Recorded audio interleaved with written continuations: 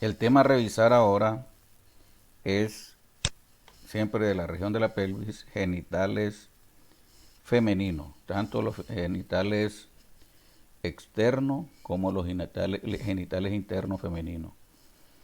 Debemos de entender que cuando se habla de genitales internos femeninos, se refieren a todas las estructuras que componen los genitales que están inmersos, protegidos por el anillo pélvico óseo, protegidos por el anillo pélvico y están ubicados dentro de la cavidad pélvica, que es esta cavidad que observamos aquí, en la que en la región posterior está ubicado el recto.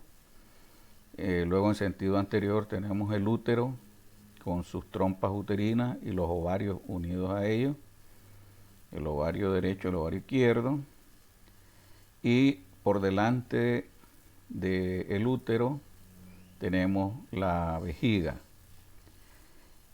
En la región inferior, por debajo del útero, tenemos la vagina con el himen. Esas serían las estructuras que componen los genitales femeninos internos. Repito, útero, trompa uterina, derecha e izquierda, ovario izquierdo y derecho, vagina y el himen. En cuanto al ovario, el ovario es una estructura homóloga, lo podemos ver en esta imagen, es estructura homóloga al testículo. El término genérico para testículo y ovario es gónoda, de tal manera que la gónoda femenina es el ovario. Al ovario se le describe como una estructura en forma de almendra, en la que en los detalles de las porciones que la componen es similar a lo que hemos dicho con el testículo. Se describe un extremo superior, un extremo inferior, un borde anterior, un borde posterior, una cara medial y una cara lateral. Al extremo o polo superior también le llaman tubárico por la relación que tienen con la tuba uterina o trompa de falopio.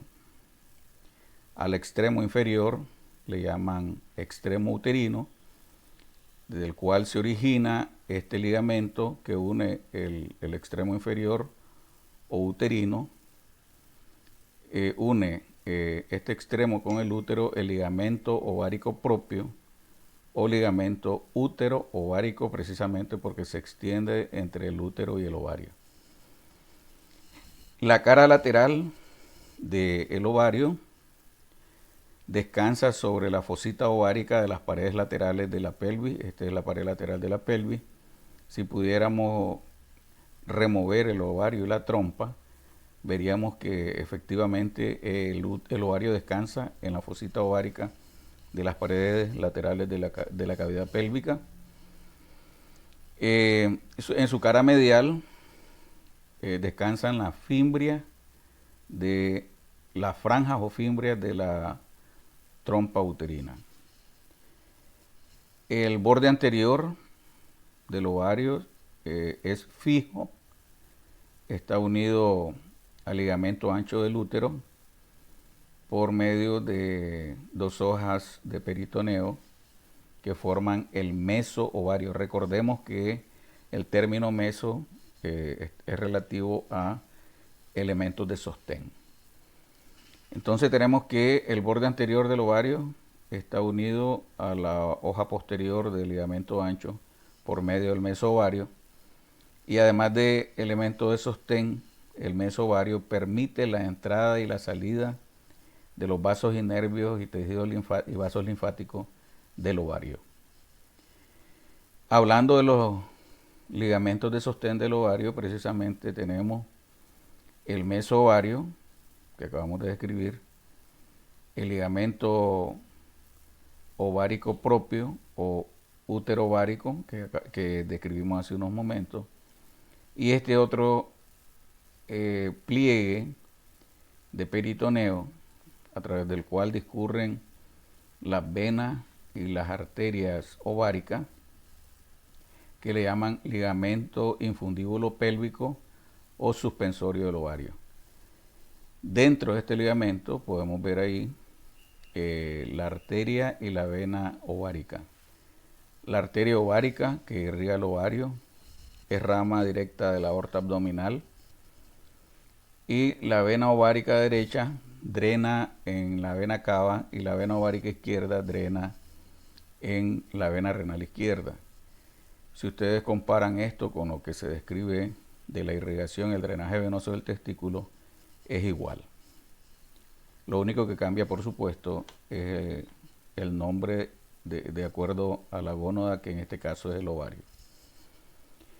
En el interior del ovario tenemos presente células de sostén, que le llaman células de Sertoli, que son las encargadas de secretar estrógeno.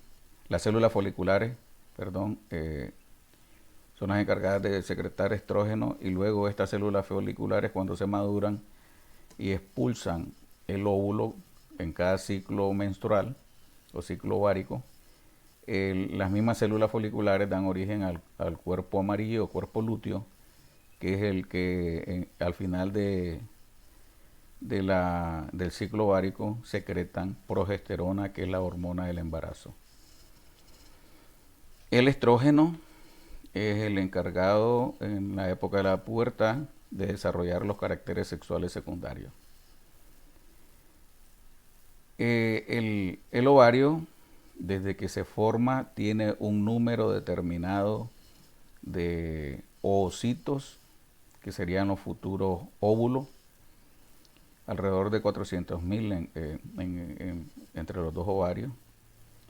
Y en cada ciclo ovárico se da el proceso de inducción de maduración de varios folículos, dentro de los cuales están ubicados los óvulos. Pueden ser decenas, centenas de células foliculares o folículos los que inician la maduración, pero solamente uno llega a madurarse totalmente y a expulsar el óvulo hacia la cavidad pélvica, con las posibilidades de ser embarazado. El hecho que los ovarios tienen un número ya establecido desde la formación del ovario en el embrión, explica el por qué alrededor de los 50 años la mujer deja de menstruar, porque se agotan las células foliculares, y por ende también ya no son capaces de expulsar óvulos. Esa es la función germinativa de los ovarios, que garantizan la procreación. En cuanto a en las trompas uterinas, tenemos que son unos conductos, músculos membranosos, unos pequeños conductos. Podríamos compararlos con una pajilla, pero por supuesto una comparación grotesca. Es para que nos hagamos la idea que dentro de las trompas hay una luz, una cavidad por donde circula los espermatozoides desde la vagina y el útero, y la trompa es la encargada de succionar el óvulo, y se establece la unión, la fusión de espermatozoides y óvulos, la fecundación y por tanto la feliz venida de un nuevo ser a la vida. Anatómicamente, la trompa tiene una longitud aproximada de 10 centímetros. Está ubicada en el borde superior del ligamento ancho del útero. Esto que estamos viendo aquí es parte del ligamento ancho. Aquí a la par del útero también vemos el ligamento ancho. Aquí se ve con más claridad el meso ovario, que une el ovario a la hoja posterior del ligamento ancho. La trompa uterina, como he dicho, a través de su luz permite la comunicación entre la vagina, el útero y la cavidad pélvica. Esa comunicación debe existir y es la que garantiza la fecundación del óvulo. Las porciones que componen la trompa son el pabellón, que es su extremo distal, la ampolla, que viene a ser la zona más dilatada, la de mayor calibre, el istmo, que es el segmento que está muy cerca del útero, y el recorrido que hace dentro del músculo uterino, que le llaman porción uterina o porción intersticial. Veremos si tenemos una imagen donde podamos señalar la porción intersticial de la trompa uterina. Aquí la tenemos. Entonces tenemos aquí, repito, el pabellón, donde se encuentran ubicadas las franjas del pabellón o fimbrias. Hay una fimbria que podemos ver aquí, que se une al ovario y le llaman fimbria ovárica. Todo esto es el pabellón, ¿verdad? De aquí comienza, a este nivel comienza la trompa, que se extiende hasta aquí. Y luego tenemos el istmo, que es este segmento. La porción uterina la vemos en este corte frontal del útero. Ahí vemos la luz de la trompa uterina atravesando el músculo uterino hasta llegar a la cavidad uterina. Esta es la porción intersticial de la trompa uterina. La función de la trompa, ya la he mencionado, permite la comunicación entre la vagina, el útero y la cavidad pélvica. Es en la cavidad pélvica donde se deposita el óvulo, la trompa se encarga de succionarlo y si ha habido un acto sexual previo a la expulsión del óvulo, es en la zona de la ampolla donde se establece la fecundación, en este segmento. Ya una vez fecundado el óvulo, migra hacia la cavidad uterina y se implanta en el endometrio uterino. Aprovecho esta imagen para mostrar todo esto, lo que le llaman ligamento ancho del útero, que es uno de los ligamentos que sostienen al útero, que ya luego vamos a describir. Aquí vemos esto que está aquí, es lo que les mencionaba, que recibe el nombre de cuerpo amarillo o cuerpo lúteo. Lúteo, su significado precisamente es amarillo. Esta imagen nos representa el sitio exactamente donde el folículo se ha roto y ha expulsado el óvulo. En cuanto a la irrigación de la trompa uterina, está irrigada a través de dos fuentes arteriales. Una de ellas es la arteria uterina, que da como ramos terminales un ramo ovárico que se dirige al ovario y un ramo tubárico. Así que la trompa uterina está irrigada por el ramo tubárico que nace de la arteria uterina. Y también recibe un poco de irrigación de parte de la arteria ovárica. Pero la irrigación principal de la trompa uterina procede de uno de los dos ramos terminales de la arteria uterina, que es el ramo tubárico. En cuanto al útero, bueno, aquí como pueden ver, ahí está claro lo que aparece aquí. Estos son los cambios que sufre el útero de acuerdo a la edad de la mujer.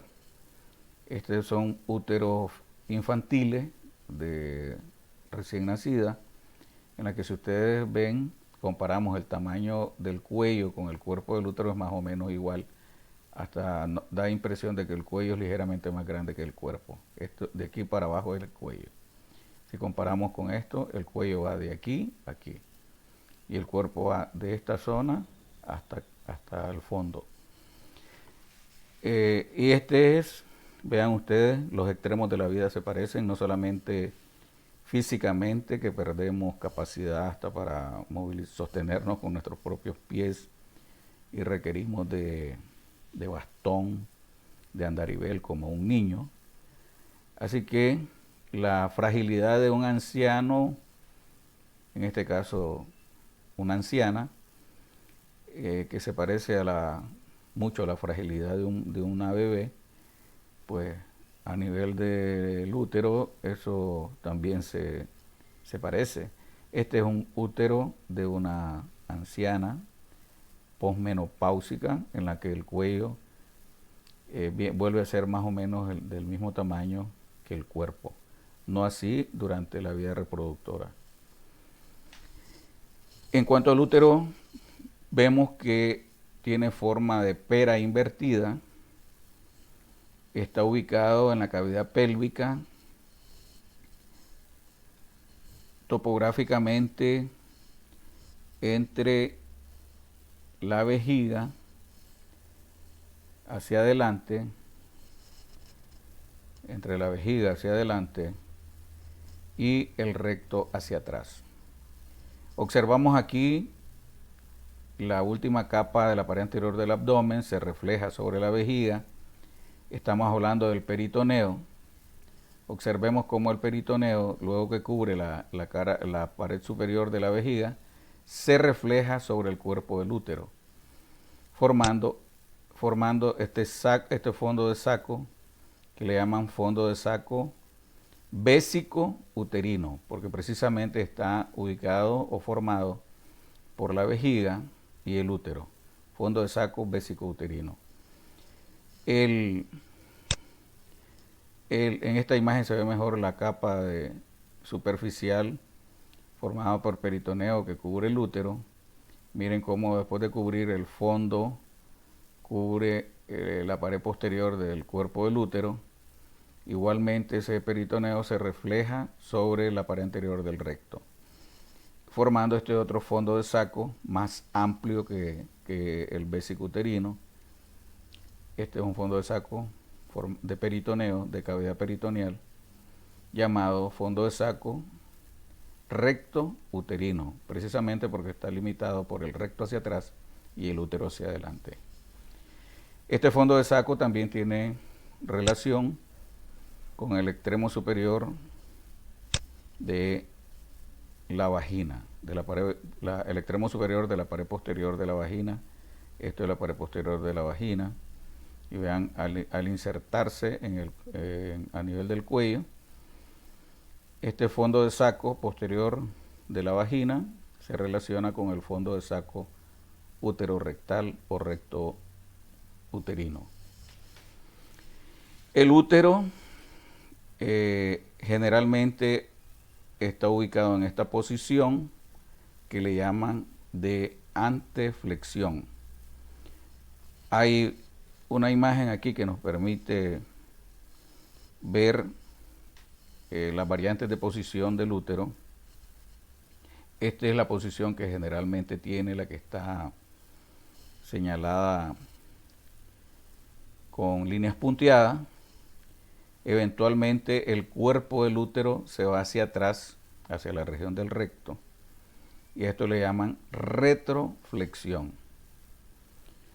Esto que se va en bloque tanto la vagina, esta debería ser la posición normal de la vagina y el útero, hacia atrás se desplaza tanto la vagina como el útero. A esto le llaman retroversión. Y observemos aquí, siempre en líneas punteadas, esta debería ser la posición normal, entre comillas, pero está flexionado a nivel del istmo. El istmo uterino, ya lo vamos a definir las partes del útero. El istmo uterino es este. A nivel del istmo, el cuerpo del útero se flexiona y a esto le llaman anteflexión del cuerpo uterino. Esta variante de posición del útero en algunas ocasiones son causas de infertilidad, o la mujer puede quedar embarazada y sufrir de abortos recurrentes. Entonces, en cuanto a las porciones del útero, las vamos a señalar inicialmente. Esto es más de lo mismo. Ustedes pueden ver estas imágenes, los diferentes grados, grado 1, grado 2, grado 3 de retroversión, que, como les he dicho, puede ser causa de esterilidad o de aborto. Esterilidad es cuando no quedan embarazadas, o quedan embarazadas pero de acuerdo a la variación de posición del útero no permite el crecimiento del feto y se produce un aborto. Voy a señalar inicialmente aquí las partes del útero y luego las vamos a ver en otra imagen frontal. Este es un corte sagital de la pelvis, similar a los que vamos a usar en el laboratorio el día del mañana. Este es el fondo uterino, este es el cuerpo, hasta aquí.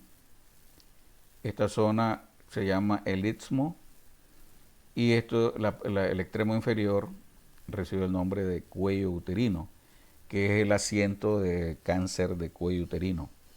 Entonces tenemos fondo, cuerpo, istmo, que es la zona más estrecha, y cuello.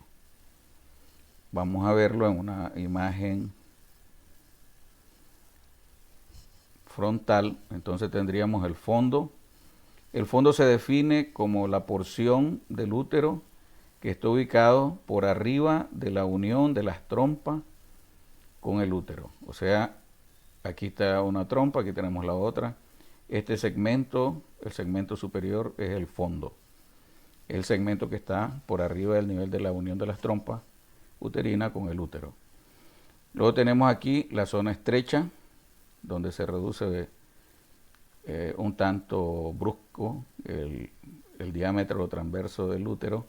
Hay una reducción bien marcada, a eso le llaman istmo uterino, es el segmento más corto. Y luego inmediatamente por debajo del istmo tenemos el cuello uterino. Dentro del útero, a nivel del cuerpo, tenemos la cavidad uterina, que es una cavidad estrecha en sentido anteroposterior, pero en sentido transverso es amplia, adoptando la forma de un triángulo. Es aquí en la cavidad uterina donde se producen, sobre todo en la región del fondo, la implantación de las placentas. La cavidad uterina se comunica directamente con el conducto cervical. Recordemos que cervix significa cuello. Conducto cervical o conducto del cuello uterino, en el que vemos que a nivel de la mucosa hay unos pliegues que nos recuerdan la forma de las palmas del coco y por eso se llaman pliegues palmeados del conducto cervical. En este conducto, luego que se produce el embarazo, que sea la fertilización la fecundación del óvulo, aquí se forma, producto de las secreciones mucosas del conducto, se forma un verdadero tapón que es bastante impermeable a las infecciones, a los gérmenes que puedan ascender a la cavidad uterina donde se está desarrollando el embrión y luego el feto. Sin embargo, pues esa permeabilidad no es absoluta. En cuanto a las capas que tenemos en el útero existen 3 capas. La capa superficial, que es esta muy delgada capa que se refiere a la membrana serosa de peritoneo, que es la capa serosa uterina. Luego tenemos la capa media, que es la más gruesa, que es el músculo uterino, llamado también miometrio, miomúsculo metraútero, el miometrio o músculo uterino. De este músculo es que se produce un tumor benigno, generalmente benigno, es un tumor de músculo uterino, que se llama mioma. Mioma, miomúsculo, oma, tumor. Tumor de músculo uterino significa el término mioma. Luego tenemos la capa interna, que es el endometrio, que es donde ya hemos señalado se establece la fecundación, la implantación del huevo fecundado. Entonces las capas del útero son tres: la membrana serosa o perimetrio, la capa media miometrio y la capa interna endometrio. La capa superficial del endometrio es la que se degrada en cada ciclo menstrual. Se desprende la capa superficial del miometrio cuando no se ha producido una anidación, un embarazo. De ahí que en un texto de ginecología, un autor hace una definición poética de la menstruación, y él dice que el sangrado menstrual no es nada más que la expresión del llanto de sangre de un útero frustrado. O sea, llora el útero sangre porque no ha sido embarazado. Es poético eso. En cuanto a al cuello uterino, en el cuello uterino se describen dos porciones: una porción que está dentro del extremo superior de la vagina y una porción que está por arriba de la implantación de la vagina. Eso lo vamos a ver en el corte sagital, que le llaman porción. Esta es la porción, vean ustedes, hasta aquí llega la pared anterior de la vagina, hasta aquí llega la pared posterior. Esta sería la porción vaginal porque está dentro de la pared anterior de la vagina, y por arriba del nivel de donde termina la vagina le llaman porción supravaginal del cuello uterino. En cuanto a la irrigación, el hecho de que el útero penetra en la pared anterior de la vagina provoca la formación de estos fondos de saco. A este le llaman fondo de saco anterior de la vagina y a este le llaman fondo de saco posterior de la vagina. En cuanto a la irrigación del útero, el útero está irrigado por la arteria uterina, rama de la arteria ilíaca interna. Está inervado por el plexo pélvico, igual que las trompas uterinas y los ovarios. El plexo pélvico, que está formado por fibras de los nervios parasimpáticos sacros, y las fibras lumbares y sacras que nacen de los troncos simpáticos.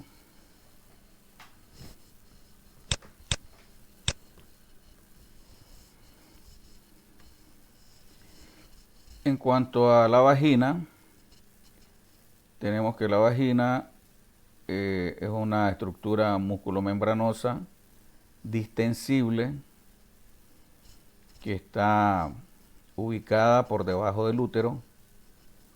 Aquí lo tenemos, esta es la vagina. Su luz está generalmente colapsada, que sería esta. Hay una membrana vaginal, una mucosa vaginal, y en sus paredes hay músculo liso vaginal. Se definen dos paredes laterales, una pared posterior, que es esta que estamos observando aquí, una pared anterior. Como pueden ver, la pared anterior es más corta, mide aproximadamente 7 centímetros. En cambio, la pared posterior mide 10 centímetros.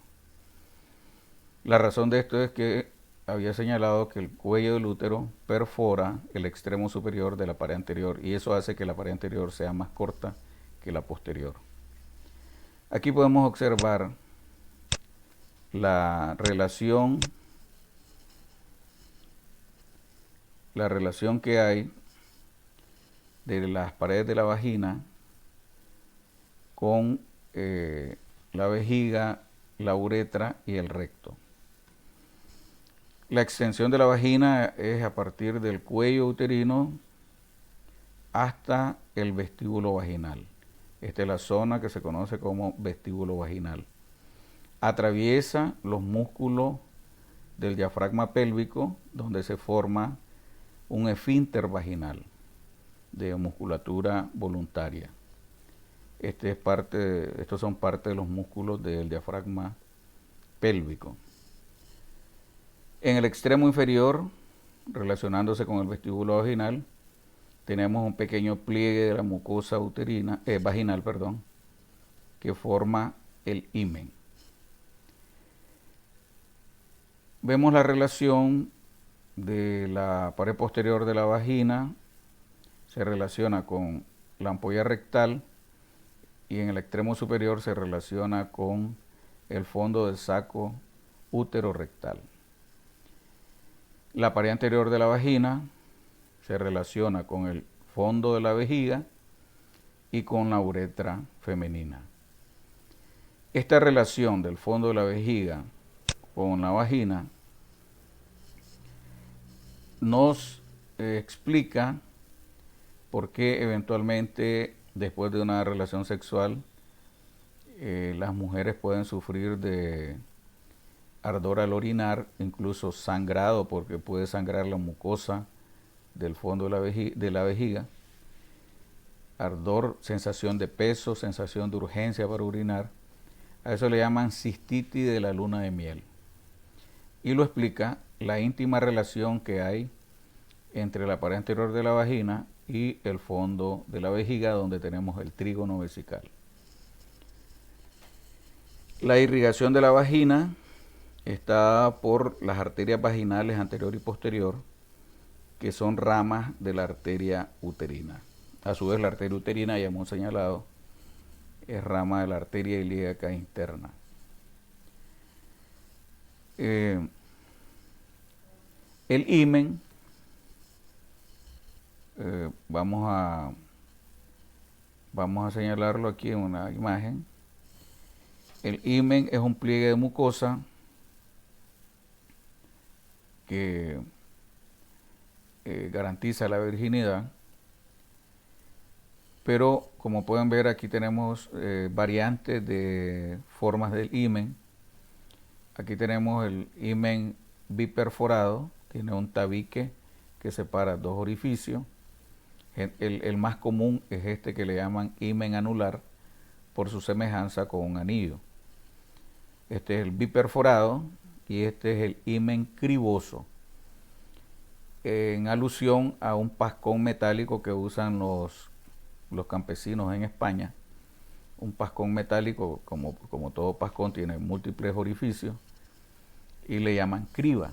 Entonces, por su semejanza con la criba española, a este himen le llaman criboso, que presenta múltiples orificios pequeños. Y existe una variante que no está en esta imagen, que es que está cerrado totalmente, y se llama himen imperforado, que eso tendría que hacerse una cirugía para procurar hacer un orificio.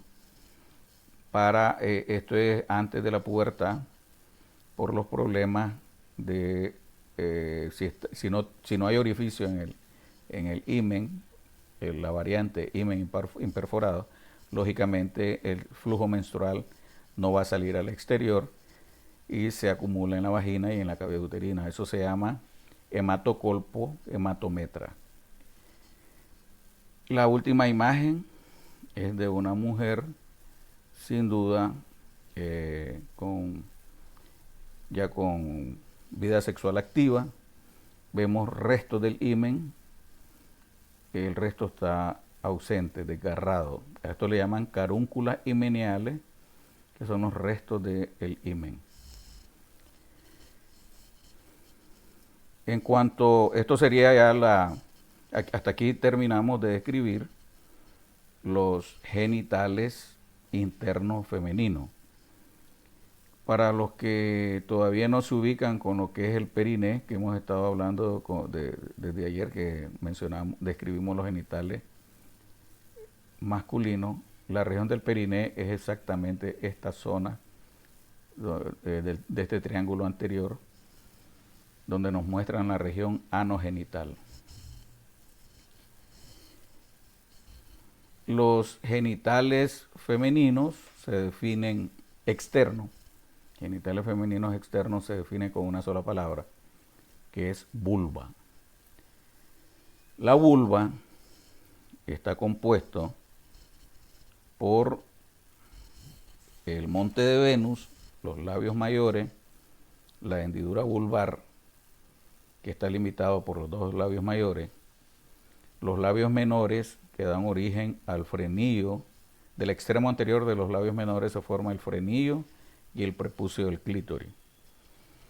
Está presente también en la vulva el clítoris, el vestíbulo vaginal, el bulbo vestibular, y también se describen con los genitales externos las glándulas vestibulares mayores o glándulas de Bartholin. Entonces tenemos que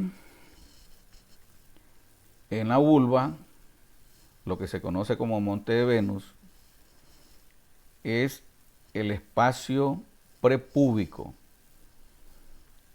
El monte de Venus se define como la acumulación de grasa prepubiana. La grasa que se nos acumula por delante de la sínfisis del pubis. Esta es la articulación de la sínfisis del pubis. Esta grasa que se acumula por delante de la sínfisis, a eso es lo que se lo conoce como monte de Venus. En la piel que cubre el monte de Venus, luego de la pubertad, se desarrollan los vellos genitales, igual que en la piel de los labios mayores de la vulva. Luego tenemos los labios mayores. Los labios mayores de la vulva son dos pliegues de piel, tanto labios, esto mismo se define, de esa misma manera se definen los labios menores. Estos son los labios mayores y estos los labios menores. Los labios mayores y menores son dos pliegues de piel modificados que durante la pubertad se pigmentan más intensamente que la piel circunvecina. Y también hemos dicho se desarrollan vello genital. Los labios mayores sirven de límite a la hendidura vulvar, que es el espacio que está limitado por los dos labios mayores. Característicamente los labios mayores son más anchos en su extremo anterior, se reducen de tamaño en sentido posterior hacia la región del perineo. En cuanto a los labios menores, también son pliegues de piel. Los labios menores no son de mucosa, ciertamente permanecen húmedos por la secreción de tejido sebáceo. Las glándulas sebáceas de los labios menores son modificados y producen un material sebáceo que humecta a los labios menores. El espacio que existe entre los labios menores es lo que se conoce como vestíbulo vaginal, de tal manera que todo este espacio es el vestíbulo vaginal. Como pueden ver, en el vestíbulo vaginal encontramos el meato urinario externo, que es donde termina la uretra femenina, y encontramos también el himen y el introito vaginal, u orificio inferior de la vagina. También tenemos presente a ambos lados de la inserción de el himen. No sé si alcanzan a observarlo, ahí tenemos un orificio y aquí tenemos el otro orificio. Estos son los conductos donde desembocan las glándulas vestibulares mayores. Ahí desembocan los conductos de las glándulas vestibulares mayores o glándulas de Bartholin, que vamos a describir a continuación. No olviden entonces que hemos señalado que a nivel del vestíbulo, a ambos lados del introito vaginal, tenemos la desembocadura de los conductos de las glándulas de Bartholin, tenemos el introito vaginal y tenemos el meato urinario externo. En cuanto al clítoris, bueno, de los labios menores debemos de recordar también, del extremo anterior de los labios menores se forman el frenillo del clítoris y el prepucio del clítoris, que es este pliegue que cubre al clítoris. En cuanto al clítoris, es homólogo a el pene del varón. Aquí tenemos que el pene y el clítoris tienen desarrollo embrionario a partir de los mismos tejidos embrionarios. Se define igual que el pene, formado por tejido eréctil. Ayer que describimos el pene decíamos que el pene está formado por dos cuerpos cavernosos y un cuerpo esponjoso. La diferencia ahora en la descripción del clítoris, aquí tenemos el cuerpo esponjoso del pene y los dos cuerpos cavernosos. La diferencia en la descripción del clítoris es que el clítoris solamente está formado por dos cuerpos cavernosos. Igualmente, en el clítoris, en la formación del clítoris se describen dos porciones. La raíz del clítoris, que está formado por los extremos posteriores de los cuerpos cavernosos, cubierto por el músculo isquio cavernoso, que están formados por los extremos posteriores de los dos cuerpos cavernosos. El clítoris, repito, solamente está formado por los dos cuerpos cavernosos. El clítoris no tiene cuerpo esponjoso. Entonces la raíz del clítoris está formada por los extremos posteriores de los cuerpos cavernosos, que lo vemos aquí, envueltos por el músculo isquio cavernoso, que son estos, ¿verdad? Músculo isquio cavernoso, y estos son los cuerpos cavernosos. Como ven, no aparece el cuerpo esponjoso en el centro. Esto que tenemos aquí es la uretra femenina y la vejiga. Igual que en el pene, estos dos cuerpos cavernosos, al llegar al borde inferior de la sínfisis del pubis, se unen y forman el cuerpo del clítoris. El cuerpo del clítoris está unido a la sínfisis del pubis por el ligamento suspensorio del clítoris, que es más pequeño, tiene menor dimensión que el ligamento suspensorio del pene. El extremo anterior del clítoris recibe el nombre de glande, que es el que está cubierto por el prepucio del glande clitoriano. Recordar que en el pene, el extremo anterior del pene lo forma el cuerpo esponjoso. Si estamos describiendo que el clítoris no presenta cuerpo esponjoso, el extremo anterior del clítoris también está formado por los extremos anteriores de los dos cuerpos cavernosos.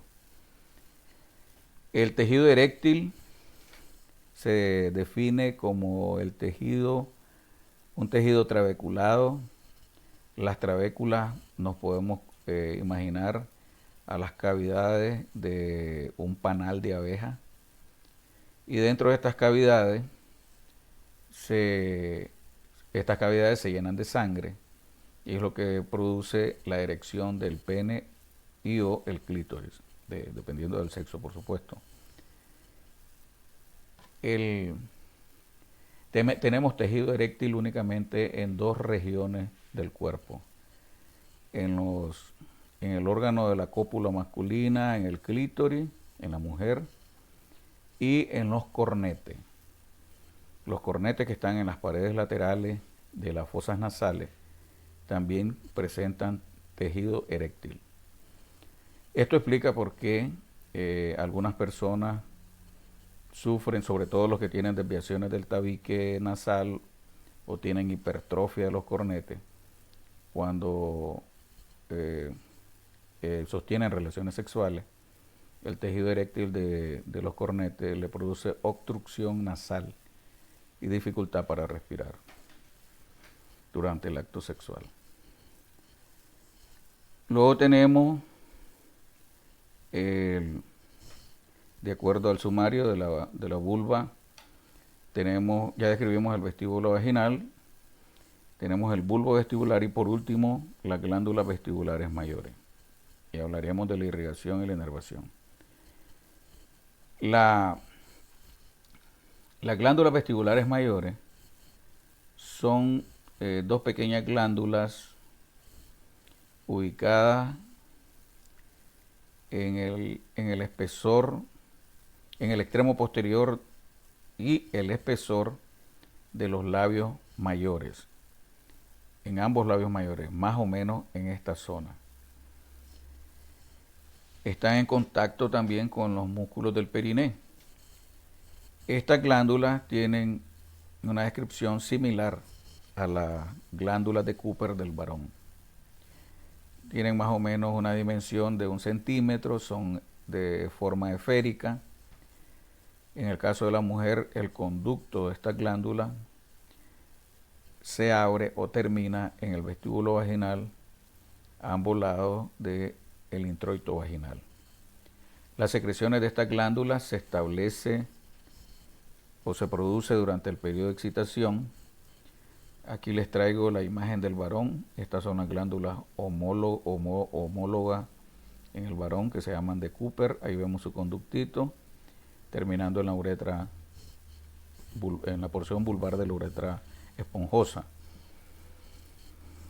En la mujer, desgraciadamente, está más o menos a este nivel.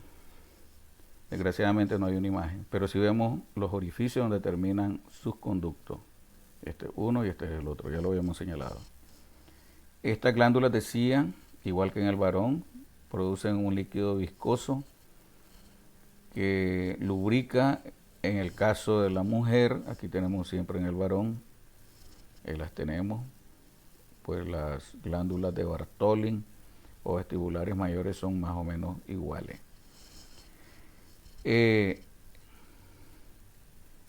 Aquí las vemos de nuevo. En el varón, esta es la próstata de las vesículas seminales, la ampolla del conducto deferente y a partir de aquí que se unen, ya decíamos ayer, el conducto eyaculador. Estoy tratando de buscar, no hay imagen que nos muestre las glándulas de Bartholin en la mujer.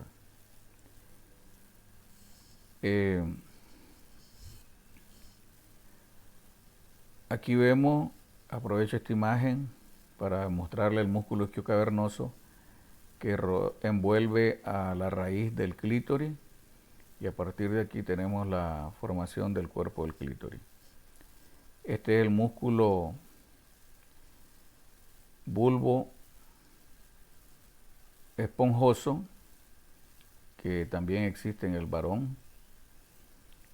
También le llaman bulbo cavernoso, que rodea el introito vaginal y cubre a la estructura que vamos a describir a continuación, que se llama el bulbo vestibular. Entonces debemos de tener presente que las glándulas vestibulares mayores actúan igual que las de Cooper durante el periodo de excitación, lubricando el vestíbulo vaginal y el introito vaginal. En cuanto al bulbo vestibular, tenemos que el bulbo vestibular representa en la vulva de la mujer el cuerpo esponjoso que no se formó en el clítoris. El bulbo vestibular está formado, por tanto, por tejido eréctil que rodea vemos, aquí esta imagen, aquí vamos a quedar claro. Este es el introito vaginal. Aquí vemos en azul celeste al bulbo vestibular que estoy describiendo. Está a ambos lados del introito vaginal y de la desembocadura de la uretra. Y con el mismo color azul celeste en el varón nos muestran al cuerpo esponjoso del pene. ¿Por qué razón? ¿Por qué razón tienen el mismo color? Porque lo que en el hombre forma el cuerpo esponjoso del pene, en la mujer forma el bulbo vestibular, que se ubica a ambos lados del orificio vaginal, cubierto por este músculo que es el músculo bulbo cavernoso o bulbo esponjoso. Observemos también que en el varón el cuerpo esponjoso del pene está rodeado por ese mismo músculo, el músculo bulbo esponjoso. Entonces estamos claros que el bulbo vestibular equivale en la mujer a lo que es el cuerpo esponjoso del pene. En la mujer está ubicado a ambos lados. Aquí tenemos, fíjense bien, este es el cuerpo esponjoso, la formación del cuerpo esponjoso. Y aquí tenemos la formación del cuerpo esponjoso en la niña, que va a rodear el orificio vaginal, el vestíbulo vaginal también. Eso es lo que tenemos ahí. Aquí tenemos el músculo bulbo cavernoso. Si pudiéramos eliminar este músculo, veríamos la ubicación exacta, está por debajo de este músculo, la ubicación exacta del bulbo vestibular. Es tejido eréctil, equivale al cuerpo esponjoso del pene en el varón. La irrigación de la vulva está por las arterias labiales anteriores, rama de la arteria pudenda externa, que a su vez es rama de la arteria femoral, y las arterias labiales posteriores, rama de la arteria pudenda interna, que a su vez es rama de la arteria ilíaca interna. Les quiero mostrar en cuanto a irrigación. Aquí vemos las arterias ovárica izquierda alimentando al ovario y la arteria ovárica derecha alimentando al ovario derecho. Recordar que también la uterina da un ramo ovárico que irriga el ovario.